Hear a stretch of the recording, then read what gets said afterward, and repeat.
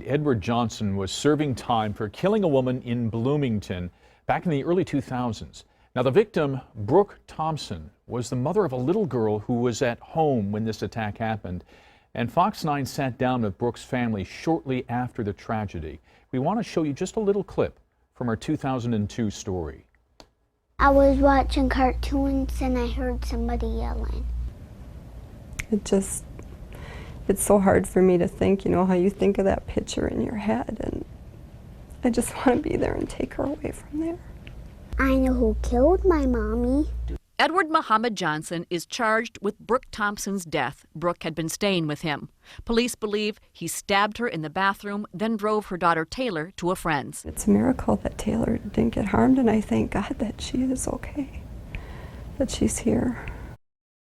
And those memories are still fresh. Tonight, the mother of Brooke Thompson is speaking out. Yeah, she spoke with our Christina Palladino, and she tells her that it feels like they're reliving this horrible nightmare all over again. What was your conversation like with her mother? Yeah, it was really tough for this family. I feel so bad for them. She's really in disbelief that this man is accused of killing a corrections officer. She tells me just looking at his pictures makes her sick. Just seeing his face makes my stomach turn. And just, he's so pure evil that I can't stand to even look at him. Lori Thompson couldn't believe what she was seeing when she learned Edward Johnson was accused of violently attacking a corrections officer inside the Stillwater prison. Just feel such sympathy for this family, this officer's family.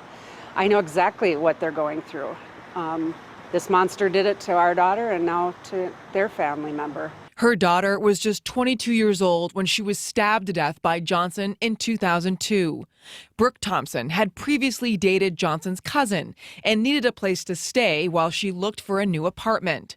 Her 5-year-old daughter, Taylor, was in the next room when Johnson attacked her. He offered to let her sleep on his couch, and just as a roommate, just as a friend, you can crash with me until you find another place. And that's why she was there. When all of this happened, he became obsessed with her. He didn't want anyone else to have her. It just snowballed. Fox 9 obtained court documents showing Johnson has a history of violent outbursts while in prison. He lost his eye in 2004 when he was stabbed by a fellow inmate at the Stillwater Correctional Facility. Johnson then sued the head of the DOC at the time and won a 6-figure settlement in state court.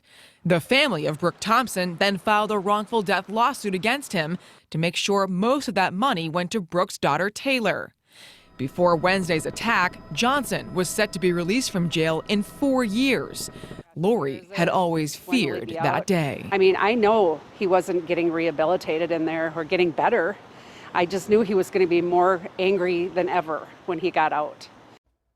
Now, Lori tells me at least now she and her family can live in peace knowing he most likely will never be released from prison. There's so much to this story, you know, and then there's the little girl that we saw in the piece from 2002 who's a grown woman now. How is Taylor doing? You know, this is just so hard for her. She's 21 years old. I'm told she's doing really well. She's absolutely beautiful. Lori tells me she looks just like Brooke, but obviously really hard to see his picture all over the news and kind of reliving all those gruesome details about her mother's murder. All right. Christina, thanks so much.